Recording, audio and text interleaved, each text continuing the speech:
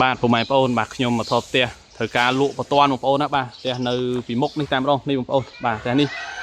មានប្លង់សេមកស្លឹកខ្លះបងប្អូនណាបាទផ្ទះនេះគឺបដោយខាងក្នុងផ្ទះគឺបាទតឹង4ម៉ែត្រពីទឹកបដោយ16ម៉ែត្រសោះខាងក្រោយផ្ទះ2ម៉ែត្របងប្អូនហើយសោះខាងមុខផ្ទះនេះជាង4ម៉ែត្រទៀតបងប្អូននៅលើផ្លូវរត់ទើបតែចាក់បេតុងរួចថ្មីតែម្ដងបាទផ្លូវរត់8ម៉ែត្របងប្អូនណាបាទផ្ទះនេះគឺជាប្រភេទផ្ទះសំណង់ឯកជនបាទគេធ្វើលក់ដូចជា6 7ល្វែងហ្នឹងបងប្អូនណាបាទនេះ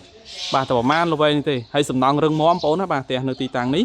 បាទនេះផ្លូវរត់បងប្អូនបាទផ្លូវនេះបងប្អូនចេញទៅត្រង់បងប្អូនបាទចំនឹងផ្សារស្ពែអង្គុលចំនឹងផ្សារសន្តិភាព2បាទចំនឹងវត្តតាពាំងសាលាមកពីកន្លែងឡានក្រុងរត់បងប្អូនបាទបេនឡានក្រុងរត់នៅផ្សារស្ពែអង្គុលផ្សារសន្តិភាព2ហ្នឹងបងប្អូនណាបាទមកតែជិះតែ2នាទីបងប្អូនបាទគិតជាប្រវែងដី1គីឡូបាទ1គីឡូដីចុះបាទហើយផ្លូវអត់ទាល់ទេបងប្អូនបាទនេះសុទ្ធតែជាផ្លូវខ្វាត់ខ្វែងចេញពីនេះទៅចំយើងឡើងទៅចំខាងព្រៃសងបងប្អូនណាបាទ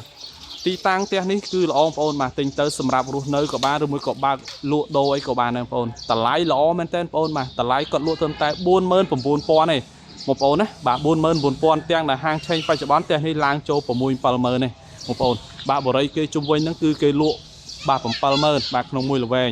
បរិយផ្ទះគេត្រឹមតែ 2-10 ម៉ែត្រទេណាបាទតែផ្ទះយើង 6-10 ម៉ែត្រផ្ទះសំណង់រឹងមាំល្អចំពោះរូបភាពផ្សេងៗខ្ញុំនឹងបង្ហាញជូនបាទទីតាំងផ្ទះនេះបាទស្ថិតនៅភូមិត្រពាំងសាលាបងប្អូនជិតវត្តត្រពាំងសាលាបាទស្ថិតនៅភូមិត្រពាំងសាលាបាទសង្កាត់ពងទឹកខណ្ឌដង្កោរាជធានីភ្នំពេញបាទអញ្ចឹងខ្ញុំឲ្យបងប្អូនចូលទៅមើលខាងក្នុងបន្តិចបាទអញ្ចឹងបងប្អូនណាបាទមាន2បន្ទប់គេង3បន្ទប់ទឹកប្លង់សេ1សន្លឹកកន្លះបងប្អូននេះ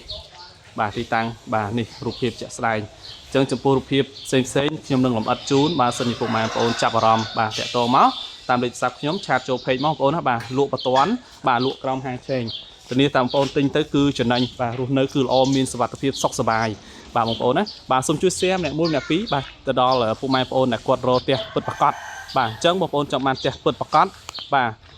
តម្លៃពីម្ចាស់ដើមតែម្ដងបាទតម្លៃពីម្ចាស់ផ្ទះតែម្ដងបាទតាក់ទងមកបាទបងប្អូនតម្លៃនេះគឺជជែកជាមួយនឹងម្ចាស់ផ្ទាល់តែម្ដងបងប្អូនណាបាទសូមអរគុណបាទសូមគោរពជូនពរពុកម៉ែបងប្អូនមានសុខភាពល្អទាំងអស់គ្នាបាទសូមគោរពលា